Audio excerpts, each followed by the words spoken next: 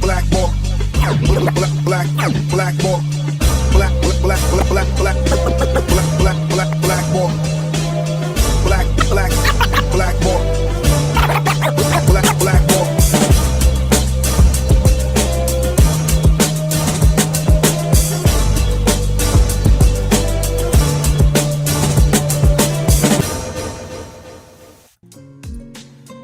What is up, everybody? My name is James D. Fiore, and this is Blackballed.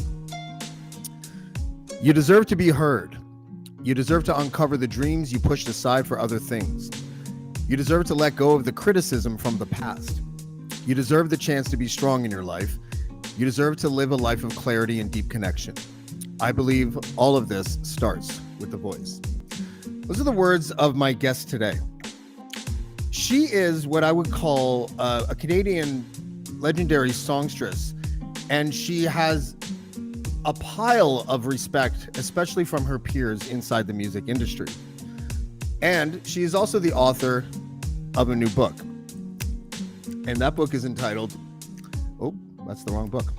That book is entitled The Healing Power of Singing, Raise Your Voice, Change Your Life, What Touring with David Bowie, Single Parenting, and Ditching the Music Business Taught Me in 25 Easy Steps.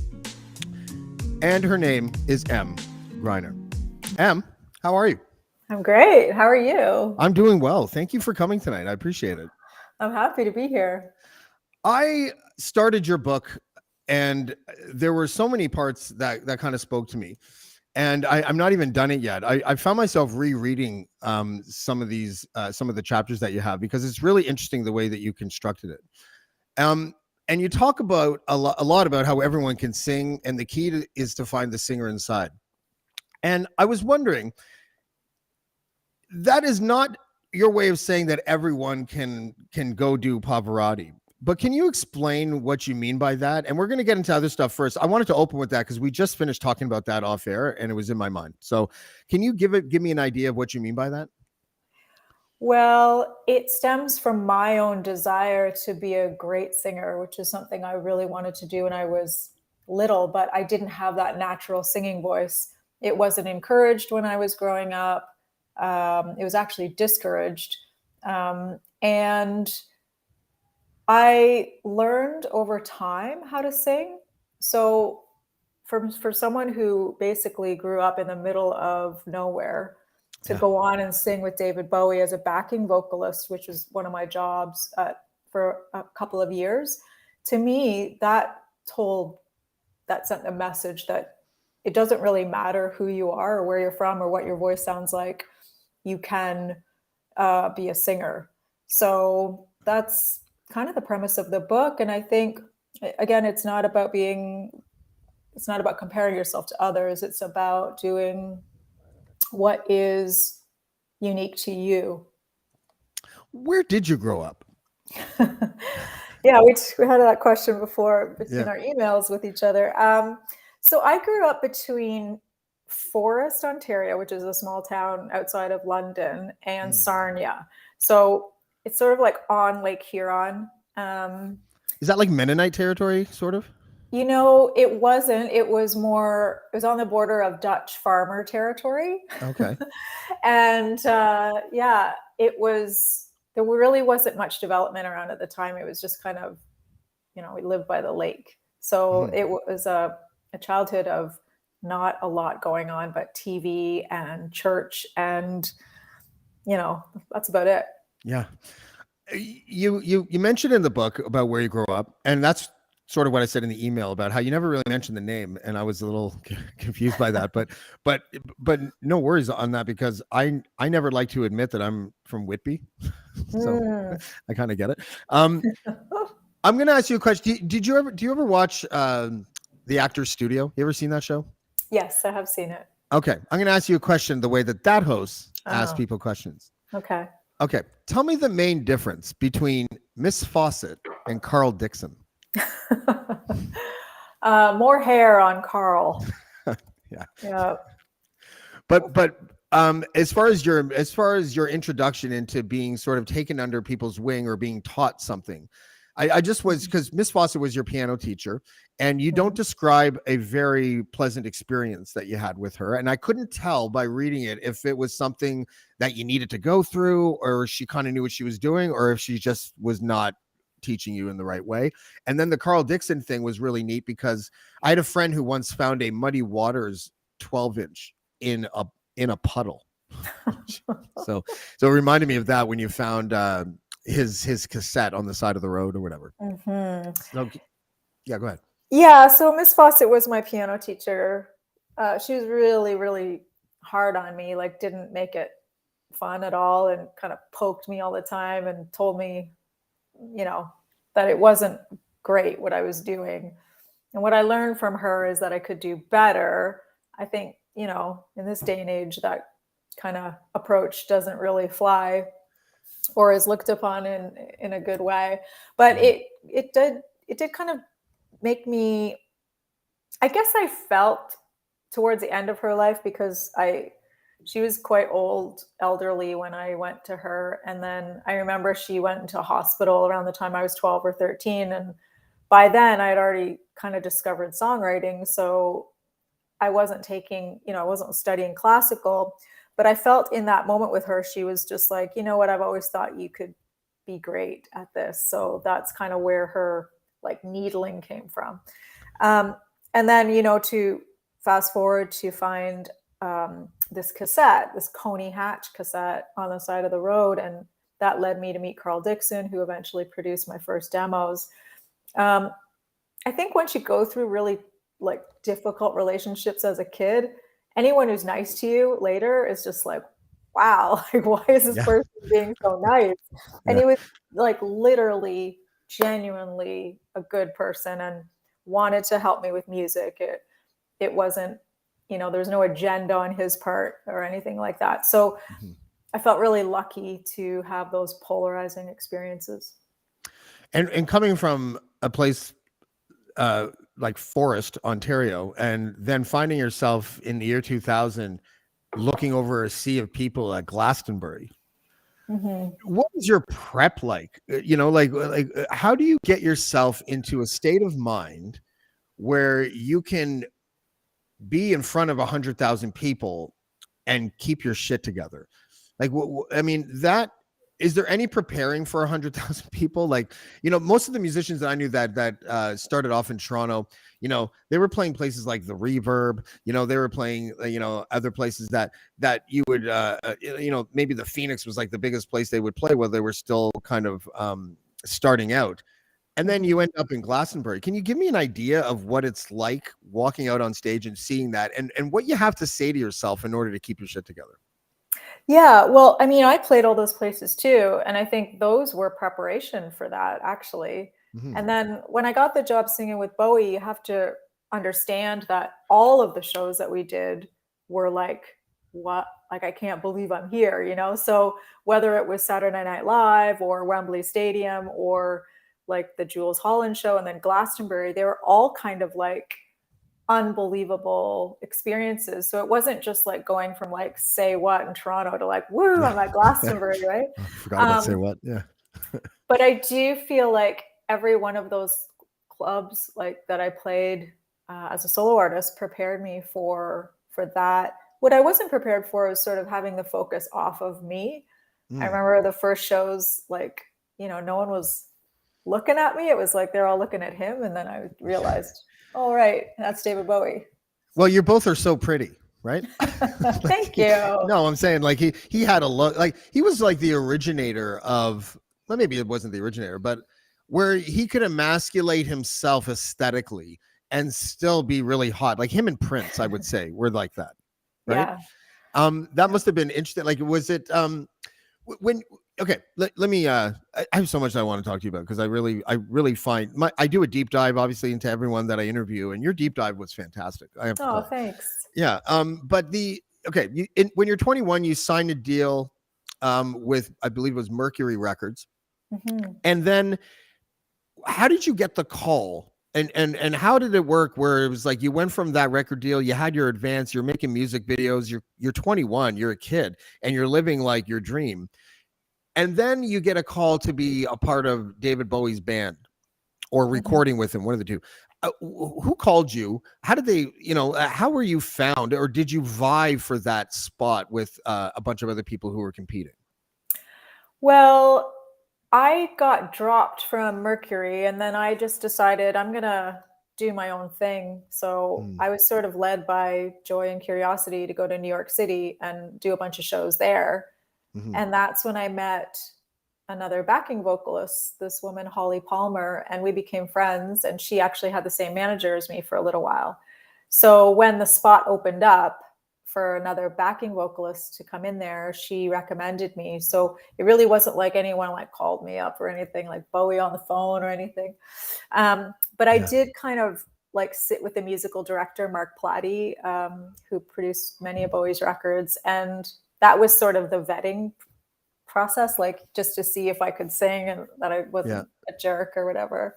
Um, and then I really just had the job before I even met David. So that was kind of freaky, you know?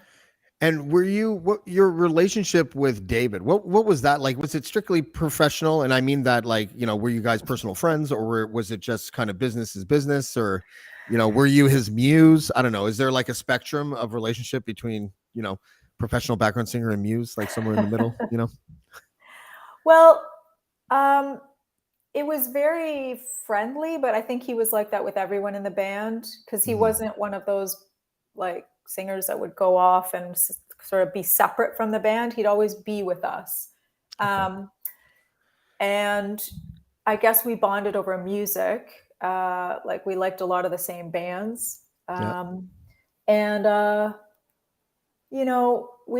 I wouldn't say that we got to know each other all that well, but I felt comfortable with him and curious about I'd ask him a lot of questions, like, tell me about the 70s and tell me about when you did this. And he'd love to tell me. And yeah, so it was very casual, that way. But it also made it difficult when he passed away because Mm. I wouldn't count myself as a close friend, and then I wouldn't count myself as a stranger. So Yeah. it was hard to know how to handle that. It was sad, it was difficult, and you couldn't really like be with the close family, but you it's almost like I felt more of a, the guy at the music store in my town was like in tears, and I kind of felt that, like felt more in tune with what the world was feeling. That's a strange sadness, isn't it? I felt that, a couple times in my life, I felt um, like sad and brought to tears over someone dying that I guess was famous or whatever, but I had never really known.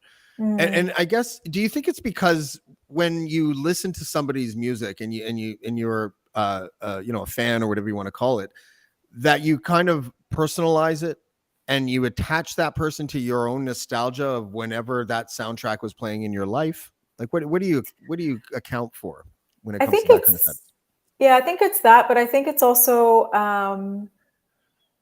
what that person represents, Mm. right? And I think Bowie represented so many things like possibility and change, and the strange parts of art and music, that gave everyone license to step outside of the norm, right? Um, and I think it's that spirit of who he was that well, I feel like I miss, Yeah. I have someone that said, "Oh my goodness, pour some sugar on me."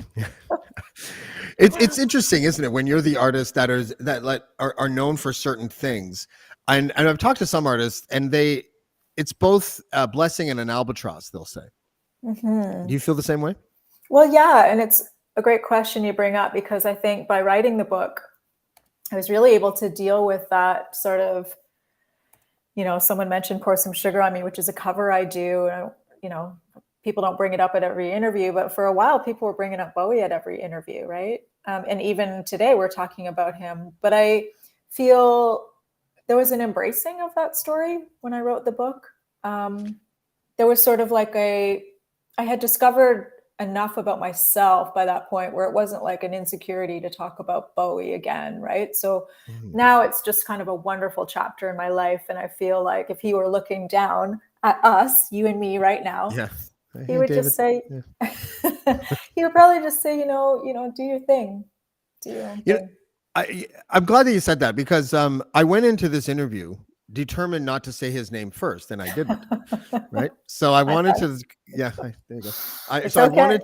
I just wanted to, but I want because there's a respect level that I wanted to show you because you're a talented musician. You know what I kept on thinking about when I was doing the deep dive, and I'm not saying that you are embody this or anything, but the whole 20 feet from stardom thing. Mhm, Do you know what I'm saying? Like there mhm. is a way that like you could have gone in a totally darker path if you thought that maybe the spotlight was always um, glancing you and not on Mhm, you. But mhm. it doesn't sound like you did that. It sounds like you took a road that was probably a lot more healthy.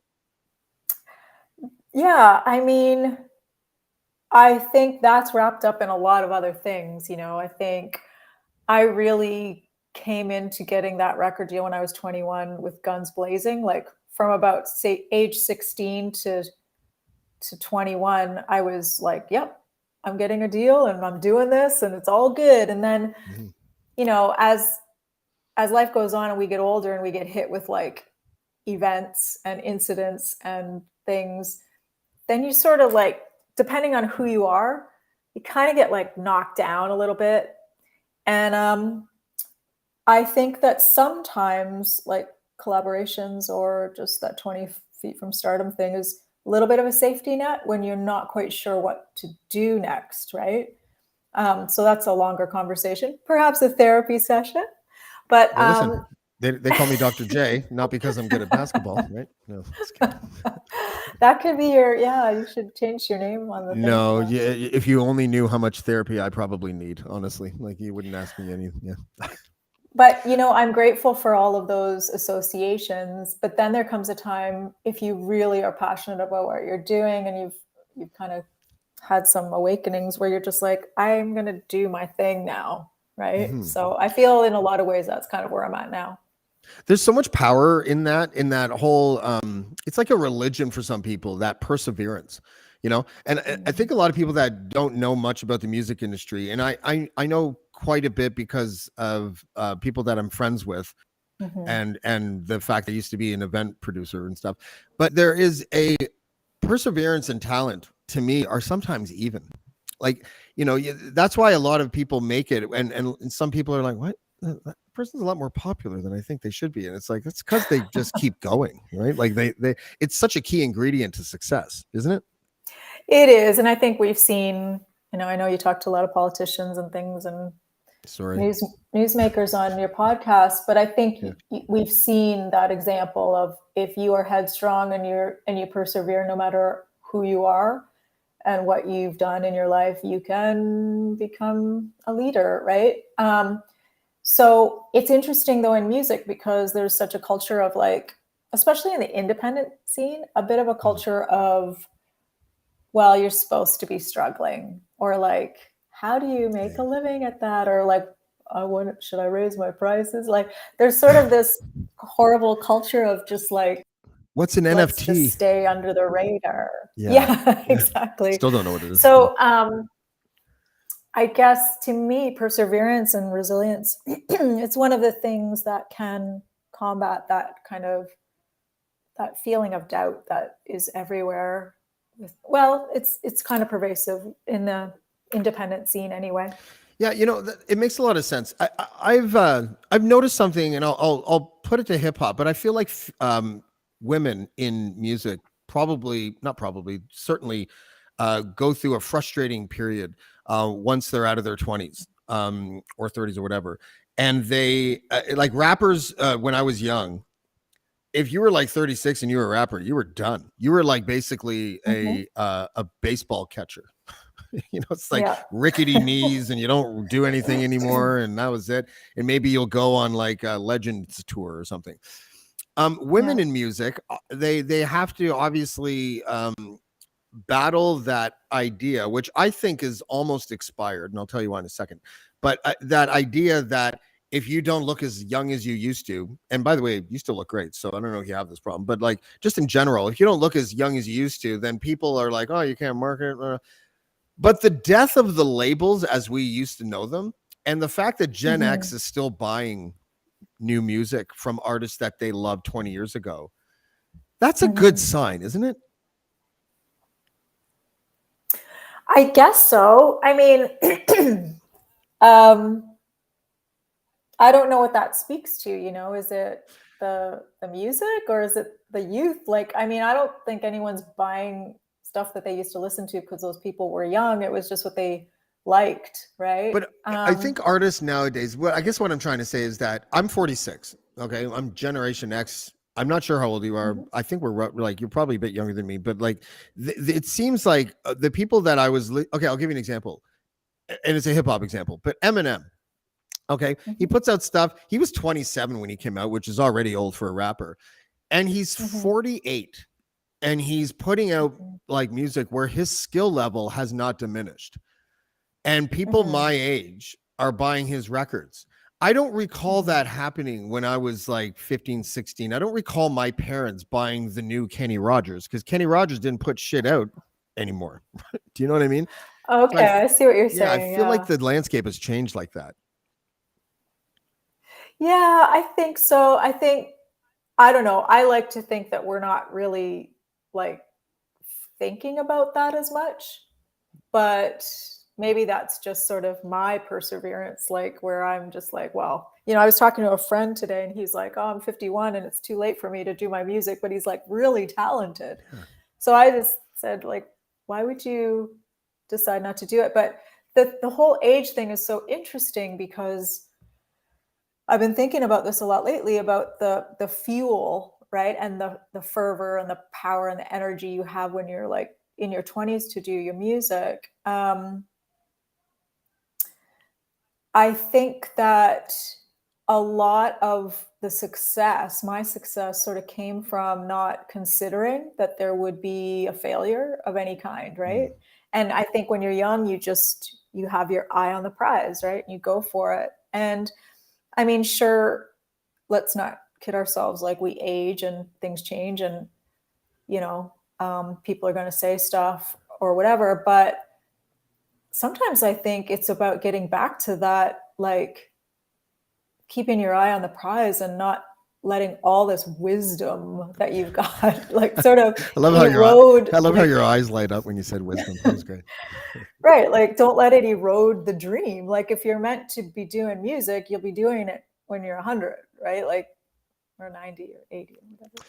Okay, let's get to the book for a moment because I know that you're probably really excited about it. I'm a writer and I love talking to writers when their book is like, I know your book came out last year, but the paperback I think just came out recently. I'm not 100% sure about I that. think it's always been in paperback, to Okay. be honest. Well, either way, Thank you. I've been seeing it though pop up lately, and so it feels like that maybe that there's another renaissance in sales for you or something like that.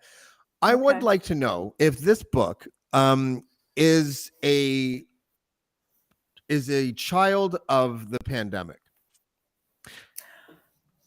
It's not actually. I came up with the idea in 2018, around the time that the Glastonbury Festival that I was on that came out as a Mm. DVD, and also like Bohemian Rhapsody, that movie came out, and I started to get really tuned into the great voices of the world and also my own voice. And I was also kind of going through a rock bottom in my life, so it came to me one night at like 1 a.m. like, you know, your voice, like it's something you've uh, struggled to find and hone, and you know it's taken you all these great places and you don't even think about it, like you don't like I can't, I was kind of ungrateful for it. Hmm. So that's when I started writing it, but then you know pandemic obviously helped me focus and have something to work on. You know, that was a blessing. One of the interesting things about the book is that it's called The Healing Power of Singing, Raise Your Voice, Change Your Life, What Touring with David Bowie, Single Parenting, and Ditching the Music Business Taught Me in 25 Easy Steps. If your voice could be raspy by the time you're done reading the title. Yeah, it was a challenge to I title the love it. book. I'm not going to I lie. love it. Thank I you. like it when I love it when people that are in the arts or writers or whatever, when they look at like the standardized, you know, status quo of how to do things, and they're like, fuck that. I'm gonna make a title that's 80 words. I don't care. You know, I love that because Yeah. Yeah. And so the idea of the book, and I love how you personalize it. You sort of surround the advice with your personal stories that can kind of relate, and I guess give the reader um, an extra boost of credibility on your behalf, because they're like, okay, well, this person's been there, then they're telling me to do this. Hey, I should listen. Was it hard to sort of balance humility with a professorial sort of approach to teach people how to find their voice? Yeah, I mean, I'm surprised that the book kind of hangs together as it does because I mean, it's very me to want to do quite a few different things. Like anyone who's followed my career knows like, oh, I did an Irish covers album. Yeah. I did like a jazz album. Here's my metal band. I Like, also have and I ADHD, think so I get it. Yeah. yeah. So, I wanted though to include all those things because I do feel like the stories are important. If someone's just looking for like a how to sing book, it's probably going to be a snooze some of the chapters. But then by the same token, I know a lot of people who have resonated with the sort of memoir sections, but then breeze through some of the singing tips. And then there's some people who embrace it all. And I guess I wrote the book that I would want to read, right? That's perfect. And I think, yeah, there are things to do. You'll never be out of things to do when you read my book. There's action items, and it really mirrored my own healing process, where I really tuned into my own voice and sharing my voice and teaching people and making like an ambient album when I was sort of at the lowest point in my life. Um, so hopefully those things resonate with people. When I was listening to your latest album, and I don't mean you sounded like them, but I kind of felt like the way I felt when I first heard Pink Martini. Which album are you talking Oh, the about? last one that you sent. I'm sorry, I forget the name, but it's in our email stream there. The one that you do. Oh yeah, Yeah. it's probably the one that no one's heard. So Oh, I'm sorry. I'm yeah, sorry. no, it's all good. But you know what? My first single's coming out in November, so it's not that far Okay, away. good. No, but it did. It has that. It kind of has that cognac bar feel to it. You know what I mean? Yeah, it's supposed to have a beach feel. Mhm. I was really inspired. I know the music isn't out there yet, but people will hear it eventually. Really inspired by I feel like the Doobie I don't know. Brothers. I feel like a big man right now because I've listened to it, the whole thing. No one else Yeah. has. Yeah, I love that. But like Michael McDonald, Fleetwood Mac, Steely Mm. Dan. Like I think, and you know, when you were telling me before that, you know, the pandemic sort of awakened your purpose and all of that. That's what was awakened for me is just what music do I actually like? Yeah. You know, what do I really want to make? So And sometimes I that's hate it for when sure. people say, "Oh, she's reinvented herself," or "He's reinvented himself." Maybe he just or she just evolved. Like that. Yeah. Or was doing the wrong thing for 20 Yeah, years. right. Yeah, maybe that's true in a lot of cases. Brian Adams. Anyways, I'm Oh just kidding. I'm just kidding. no. I'm totally kidding. No, but can I ask you what you were healing from? Yeah, so tons of things. I mean, do you have Uh, a couple more I have hours? like seven. This is my channel for till the next day. So go ahead. Yeah, the healing Yeah. channel. Well, I mean, we all kind of go through, I think, well, we don't all go through it, but a lot of us go through a point in our lives where it's like, you know, shit hits the fan. And for me, it was my husband leaving. My kids were like 4 and 6. Um, and it was not something that I saw coming. So it was a difficult time, but it kind of cracked open a whole bunch of, I think it went the best way it could go, which is I started to look at myself. I'm not saying that the way that my marriage ended was right, Yeah. but you have an opportunity when stuff like that happens to say, well, what's my role in it or what could I do better? And around 2020, I stopped Hmm. drinking, which was something I kind of grew up in an environment where there was drinking. So just didn't want to bring that into my family. And consequently, it made me a better singer to give that up. Made a lot of things better, actually, but I don't judge anyone for drinking. Um, So there was a lot of kind of inner stuff to work through. Um, but the good thing is it can be done. I'm glazing over how extremely difficult and painful it was. But I don't like to dwell on it, I guess. But it was bad. And it just takes time. It just takes tiny steps. These are my tiny steps. Get out of it. Bouncing two It's basketballs. like a cat. Yeah, a cat. Yeah, that works too. Yeah.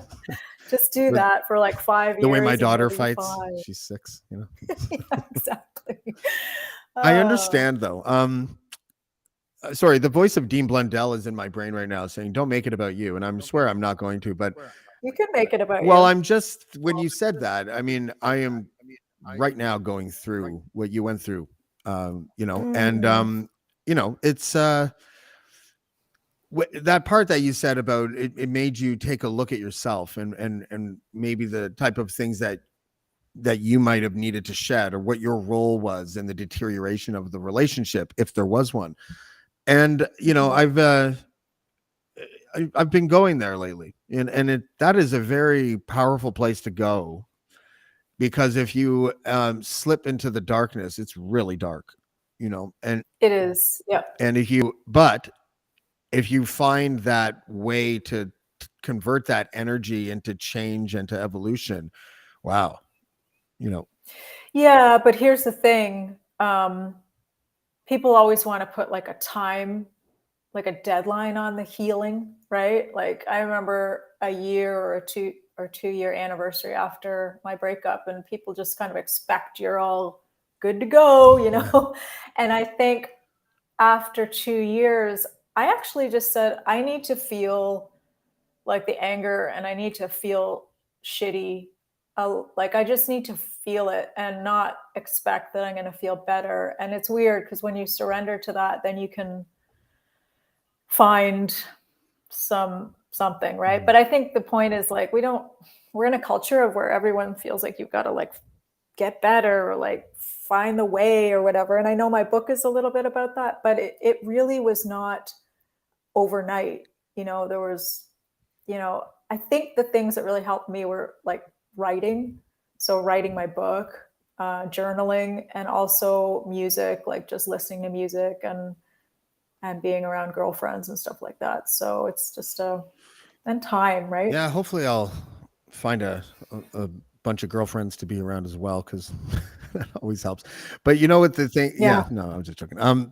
No, actually, no. But no, actually, I'm not joking. I was joking No, until I just realized that some of the greatest, not some, almost all of the greatest. You know what? Men don't give good advice. Now that I'm thinking out loud in the middle of a live podcast, but the women that I've spoken to about this transitional phase have been extraordinarily helpful. Like, like I'm a talker, I'm a communicator, but I'm also learning, I think, how to listen better.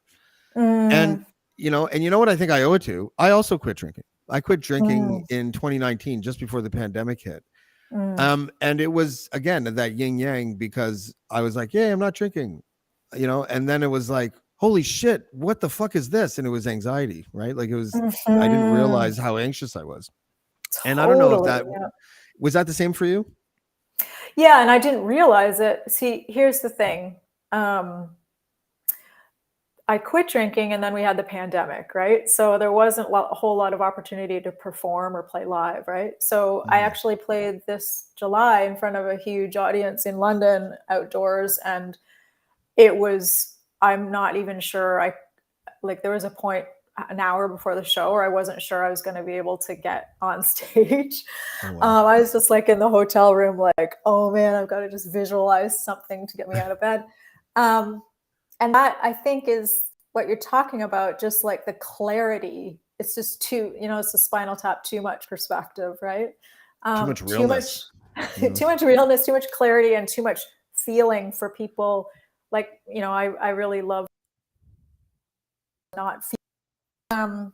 That's probably some of the things that you're feeling. And it's just like, once you kind of go through one difficult thing, you hopefully are better for the next one. How did you feel when you got off the stage that night? Felt exhausted, but I felt proud of myself. all it takes, I think, you're a musician, right? So, when you play your first new song the first time, it's just like kind of getting over that hump, or like doing that first thing for the first time. Yeah, and proud, right? So just kind of sticking to those decisions that aren't gonna sabotage your life, right? Was there a part in your book that you were learning in real time as you wrote it? Totally. Yeah, I think it's dangerous to write nonfiction. I Yeah, say that my husband is totally. my new husband Wow, that was quick. is amazing. Yeah, it was. Well, it seemed quick, but I'm not judging. I'm actually really happy for you because I feel thank like it's going you. to be another decade of darkness for me. But go ahead. It felt like a long time though, so don't even. Yeah. But yeah, I don't even know what I was talking about. Sorry, we were talking about how if there was parts of the book that were happening in real Oh time, yeah. and you said don't write nonfiction because it's dangerous. I think you Oh said. yeah, Yeah. because I mean, I feel I've changed even a lot since writing the book. I wouldn't Mhm. write the same book now, but I do stand by it, and I think it's a great tool. Um, Reading the audiobook back was, I said this to my husband, who's a writer, so he really understands, and he actually works with the publisher that signed me. Mm. But it was like it was talking to me. It was really unnerving, Oh, that's like. interesting. So I think the whole process has been a learning experience. So I don't even know if there's something you're working on that is like a mirror for you. Yeah, well, I have a book deal right now I'm writing a book, but it's about I'm an atheist writing a book about a crazy Christian cult, but it's Right. Okay. nonfiction, right? But it's, you know, Right. so I write it with like, I'm typing like you can hear me typing from two counties over because I'm just like, because I'm so angry at the things that I'm that I'm reading. Um, Right. but it's interesting though, because writing is obviously the most therapeutic thing that I do. Mm. And singing and writing lyrics and all that is, if I don't do it for a week, in hindsight, it was a bad week, Yeah, you know. totally. um you mentioned something. I'm sorry, I don't use notes when I interview people. I try to remember the things that I've read, so if I get this wrong, let me know. But you mentioned about growing up in the 80s in Mhm. a pre-internet world. And I was all I like to ask people that are roughly my age or whatever, or just people who remember growing up before the internet, and what it's like to be a generation. And I think we're the only one, unless you're a very youthful boomer. But if you're in a Generation X, or if you're an older millennial or whatever, that straddling between analog and digital, between pre and post Mm. internet, what are some Mhm. of the things that you think you took with you, that you learned, that you kept from the pre-internet age? Well, that's a great question because that's been my whole last 6 months, is trying to figure Yeah. out how to release music, like accepting both of those worlds, because I do believe both are important, right? And I think it's actually an asset to be the age that we are, because, we knew what it was like to go to the Kmart and buy the In Excess single on the 45 and just like save all our money to get it, right? Yeah. But my parents ran a newspaper in our basement when we were growing up, and it was about chickens. Um, Sorry. but yeah, and Best, what was it? Best cock and show? What was that? yeah, that was Yeah. an actual award that would be given at these poultry I shows. have so many jokes that I'm not going to say, but go Yeah, ahead. just give people a minute to absorb Yeah. that. Yeah. Best cock and show. Yep. Okay. Yep. So what I learned though from them is that, like, because they did their newspaper very analog, right? Mm. Like it was like rolling the sheets out on like with wax onto like a light table and whatever. But the thing that I learned from them is they would go to these poultry shows where they would give those awards, and the my mom would really be like not just a salesperson for the newspaper, but like connect with people. Like she really cared about these people who showed their chickens and like won their awards or whatever. And like she knew their lives, right? And I think that is something that is important when you're doing any business, I guess, is just to kind of treat your people, your customers, your listeners, or whoever it is, like you would want to be treated.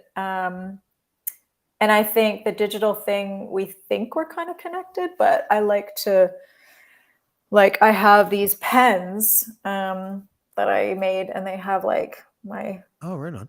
well, Yeah. this is not the one, but I made Still. pens like this. And I send them out to my fans with like little letters and stuff. So I love this combination of the old school with the new, right? But I think you can't deny the new stuff too, right? The new ways of doing things. That The sounds pens really that you old. send The them new with ways. yeah. The Say new that- ways of doing things. Sorry, What go do you ahead. mean? I don't know what Is you mean. this on? Yeah. Can you hear me? Yeah. Yeah, no, it's weird because, you know, I don't want to, you know how like when you're young and like, you know, with me, especially when I was growing up in the suburbs in Whitby, and, you know, I was playing like Run DMC or NWA or something. And my parents were just like, what the fuck? Right. Like, you know what I mean? Mhm. And I shudder to think, because my kids are 8 and 6. Mm. And I shudder to think what it's going to be like, because when you know, when they grow up and start listening to music, and because I want to be one of these people that like stays current and tries to see like the talent in these new artists. And then Mhm. mumble rap came out, and I was like, fuck you, like, you know. You just gave up, did you? I can't find the goodness in that particular style, right? And I can't tell if I'm crotchety and out of touch, or Mhm. if I'm right. You know, I just don't know. I have a theory about this, is that Okay. like I'm like you, I like to try to keep up too, but and even just saying that sounds really out of date. But I think we have a different, like we're more receptive at a certain age to music, right? So it's really hard at this age to just like be so down with like a new artist where you like listen to them over and over and dream of them, right? Like we're just different now, right? But I don't know. What do you think? I don't know. I think that's when in hindsight, I think that some of the times when the older generation would say, hey, this new music that you're listening to isn't as good as the shit that we listen to, they were right a lot of the times. You know, like there was Yeah, something for about, sure. yeah, like you know, like just to think of an example off the top of my head or whatever, like Jimi Hendrix was better than Blink 182. Like, is that even the same genre? Like, apparently it is, but really, is it? You know, because Yeah. I went to a Nirvana concert when I was like in, I don't know, I think it was grade 9 or something like that. It was a horrible show, but I love Nirvana. So there's Right. this weird like duality at work. And so I don't even know if that answers your question, but I think that what happens is that we're seeing, we have so much information coming at us. We have so much data coming Mhm. at us, so much music coming at us. Maybe we're just noticing, maybe I'm just noticing a lot of crappy music because I'm just being flooded by music, right? Like, you know, there could be a lot more good music out there too, but the abundance, like you were saying before, you know, you had to save up money to buy like the vinyl for whatever. Like, remember how much a Cure album was when we were young? I don't know if you remember, but like if you wanted to buy a Cure record, it's like Mm. $46 or something like that back in the day, Mm. because you had to import it and everything. Mm. I think maybe I think we're still trying to learn how to navigate digital distribution. Mm. You know, like anyone can put out something now, and that's great sometimes, but those other times it's not so great. Yeah, I wonder also if it's a little bit like when you were younger, when we were younger, you could kind of wrap your arms around like the top 40, right? It's Yeah. like, okay, I can understand and compute these 40 songs, right? Mm. But now with so much going on and so like just exponential amounts of music, right? We're almost comparing, I think, to that like ability to wrap your arms around those songs. And now it's like, well, I can't do it, right? I physically can't do it. And I almost think it might be useful just, well, I mean, I'm telling myself like, okay, I can only absorb the music that I can, right? Like, even if it's brand new music, I'm not gonna know every cool thing that's going on, and just admit that I'll never really Yeah. get it all, right? Understand, or like I'll never know it all.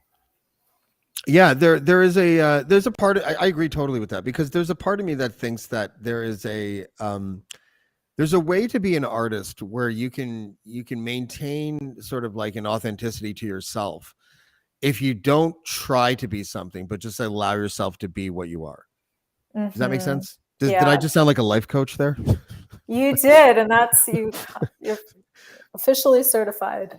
Um, I think it's I people say that a lot, like be your authentic self or whatever, but then how many people actually give themselves the license to do it? Mm, And I think it's incredibly liberating when you're just like you admit that this is me, right? I made this list towards the beginning of the year because I felt like I was kind of in a wellness trap where I felt like, oh, I'm always like telling people all these nuggets of positive wisdom that I have. And I do stand behind all those posts and things like that. But I noticed I was talking about it a lot and not doing. mm. Right. And my daughter went to an art camp, and one day she came back and she's like, everyone's talking about art, but no one's doing it. And I was like, Wow. she's got a She sounded point there. offended by it almost, eh? You She know? was. Yeah. I say they did a lot of art, so it was better. This year I made this list of things that just make me joyful, right? Even if it was cringy to put on my list, I just like listed all the things that really make me joyful. And that was a starting point for me to just like start doing those things and not talking about them, right? Even though right now I'm talking about it. So You're a good talker. Is there a have you ever thought or pondered? This might be a silly question because you did what you were meant to do. But let's just say you didn't. Do you know what you would have done instead? that's a good question. I know that when I was 17, I was juggling two choices. It was either go to this program, Music Industry Arts at Fanshawe College in London, or go to, they don't call it Ryerson anymore, right? Oh, I don't That know. They call it Toronto oh, they're Metropolitan. yeah, But at the such a time, it great was, name. yeah, it rolls off the tongue. But Yeah. anyway, for journalism. So, I wanted to do what you're doing, basically. I did get that chance to host on the radio for a little bit in the last few years. But I think it still would have been something to do with voice or communication. Like it wouldn't be something like I wouldn't be a chef. Like I guess that's creative, but it would be something in communicating, I think. What about you?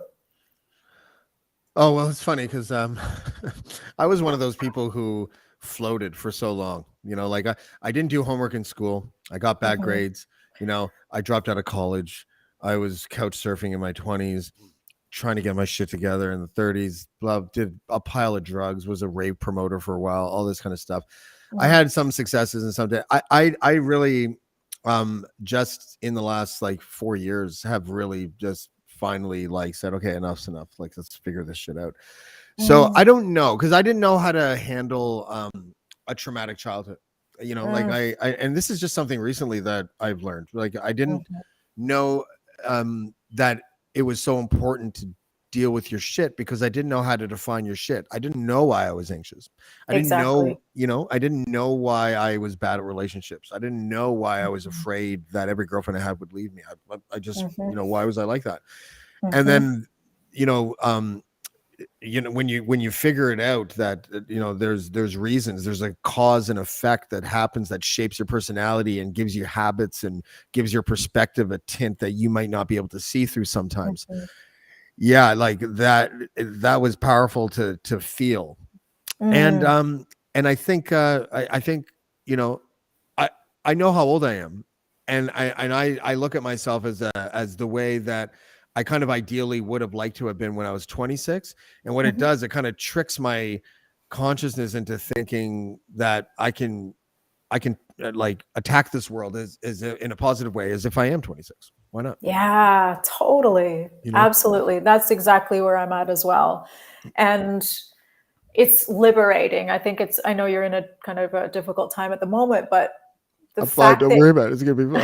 I'm just kidding. the fact that you're aware of this, and I think people listening will be nodding as well, the fact that you're aware that you can look at your own capacity to get past that stuff, is so there's opportunity now, right? Because it's the Yeah. people who don't look at it or don't know that it's there. And that's the difficult thing about having trauma, I think. Not that I'm an expert on it, but I went through my own, right? But it's like it's your norm when you're a kid because it's imprinted on you. So Yeah, that's kind of it's funny how life is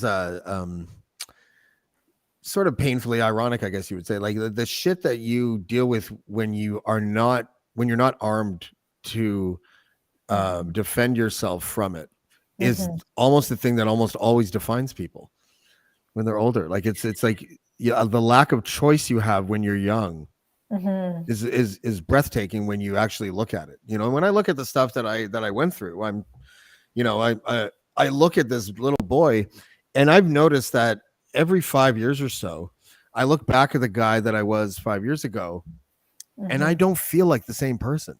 And I used to think that was a curse, and now I think it's a blessing. Oh, it totally is. And I think, it's easy to get caught up in thinking, well, I wasted all those years, but I think that we need that story. And I talk to my husband about this a lot, that because we really wish we met when we were in our 20s and in Toronto, we were both living in the same place and never met. But we took different courses, right? And I think that to see all of that learning and all of those experiences is just adding up to who you are at the moment, and just, being good with the moment, and not even like giving the past any, you kind of have to look at the past to heal, but like dwelling on the past, I think is just there's no time for it really, so now we say, oh, we're super grateful to have this time with each other and any time that we get now, right? So you kind of maybe treat it like it's more precious, I guess. What years are you still in Toronto? No, I live near Stratford now. Oh, right on. Have you have you run into Justin? You know what? I saw him in the early days playing on the steps of the theater. Oh, really? And I remember like thinking, I actually tried to like reach out to my like record people at the time. I was like, you guys got to check this guy out. Yeah. There's all kinds of girls around him. And yeah, it was just around the time that he ended up signing with us. You sounded like a nun there. You better check that boy out. There's so many girls around him. Yeah. Stop that boy. Yeah. I noticed in my little deep dive there that you lived near Roncesvalles for a while. What other neighborhoods you lived in? Because I know that if you spend at least a decade in Toronto, that you lived in at least 4 or 5 neighborhoods. Yeah, I love to move around. So I started in the beaches. I lived in Roncesvalles for a while. I lived like downtown, like King and Spadina for a while. I've lived there. I've lived in all 3 of those places. Yeah. Yeah. Those 3 exact places. I've lived King and Spadina, like exactly. I lived at College in Spadina. I lived in the beaches. I lived in Parkdale. I lived on Roncy.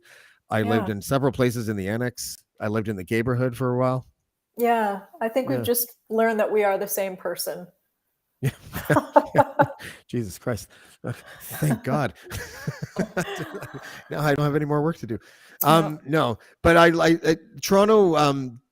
Did you move away from Toronto because I feel like Toronto has an expiry date when it comes to allowing yourself to get to know yourself. And then for me, it turned into like, who am I trying to be now?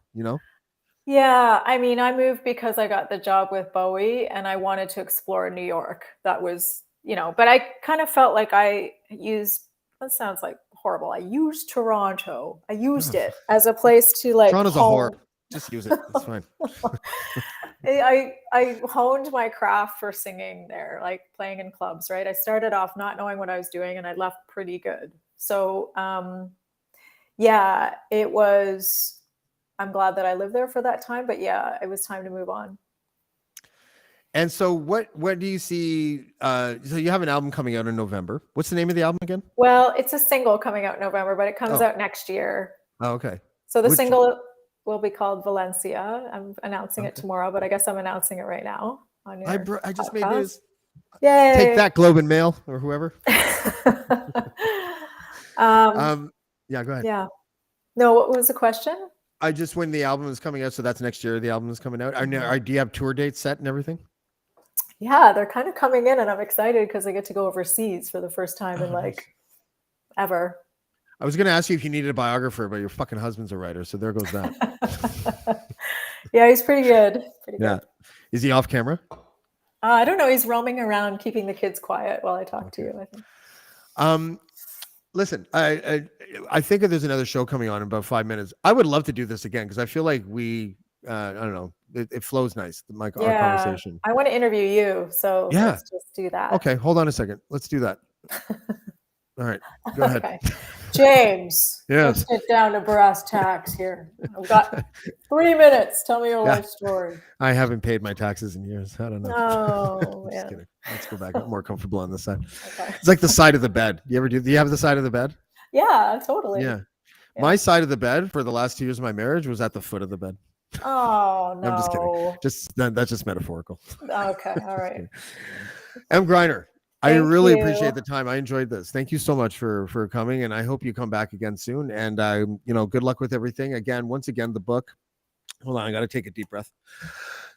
The Healing Power of Singing, Raise Your Voice, Change Your Life. What touring with David Bowie, single parenting, and ditching the music business taught me in 25 easy steps. I did that in one breath. Take that. It's amazing. And thanks everyone for listening, and thanks for your awesome questions. And we'll talk soon. No problem. Thank you. I appreciate it. Emm Gryner, everybody. Have a good one. Good night. Bye. That was awesome. She's amazing. I'm really happy that I didn't think too hard with this interview. I was going to. I did that thing that I did with Chomsky where I made a bunch of notes, and then I ditched the notes. I think I remembered all the questions from the notes, so it doesn't matter. But wow, what a great conversationalist. I feel like I feel like we connected there. I don't know if you guys feel the same way, but I hope you did because I really enjoyed that. And okay, so tomorrow is Heinous Cases. I'm going to actually, before I start plugging my other shows, I just want to read that mantra again. You deserve to be heard. You deserve to uncover the dreams you pushed aside for other things. You deserve to let go of the criticism from the past. It's a big one. You deserve the chance to be strong in your life. You deserve to live a life of clarity and deep connection. I believe all of this starts with the voice. She's great. She is awesome. Emm Gryner. Those are the words of Emm Gryner. And once again, I'm going to plug her book again too, because fuck it. Her book is called The Healing Power of Singing, Raise Your Voice, Change Your Life. What touring with David Bowie, single parenting, and ditching the music business taught me in 25 easy steps. Okay, so tomorrow, Heinous Cases with Rob Kiblikin. Next week, I have. Oh, I'm so excited for this. I'm gonna play. I'm just gonna. I don't even care if I get dinged by her record label because I have won every challenge. Every time Facebook or YouTube has said, "Fuck you, we're demonetizing you," I have been like, "No, you're not," because I'm gonna challenge this shit and I'm gonna say I'm playing the music of the artist on the show, and you can't fuck with that because it's good promo. So before we go, I'm going to play the promo video for my guest next week because I'm fucking super excited. And then we're going to come back and as soon as this promo is done, it's only 40 seconds. We're going to come back. I'll tell you what's on tap for tomorrow and then next week. But guys, just listen to this. This is just the best ever.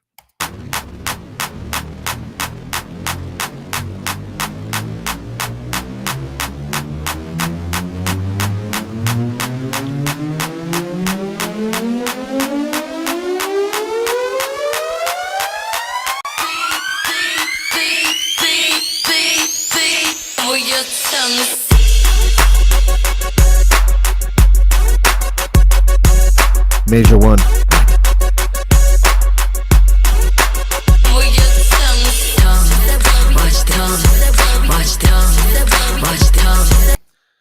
Major one, guys. I mean, she's so dope. She's also friends with Eternia, says a mutual friend of mine. So that's going to be dope. She's like one of the dopest rappers in Canadian history, male or female. It doesn't matter. She's a major one. She's fucking amazing. Okay, so tomorrow, Heinous Cases with Rob Kiblikin.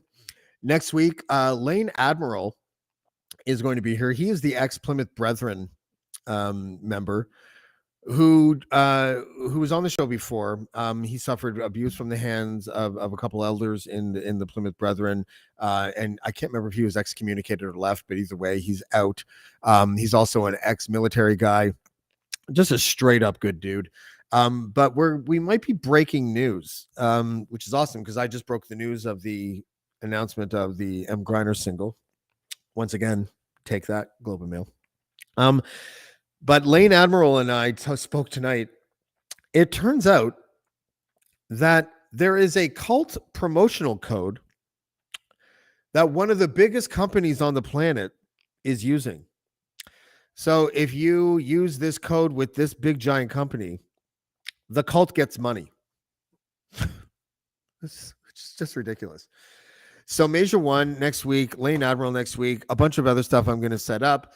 I'm going to do another couple of Plymouth Brethren interviews next week as well. Other than Lane, we're going to start talking to David Wallace again. David Wallace, by the way, is going to have a show on the Dean Blundell Network. It's not going to be called Ratfucker. Ratfucker is the documentary by Jesse Brown. I actually can't wait to watch it.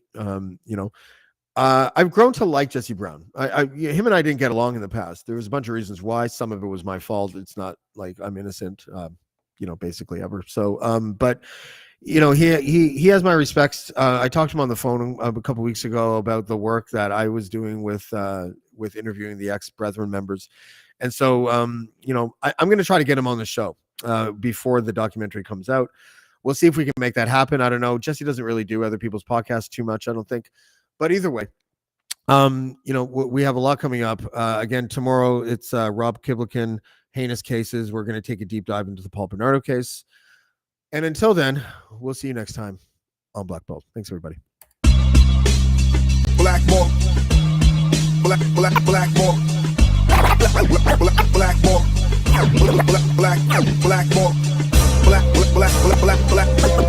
Blackballed.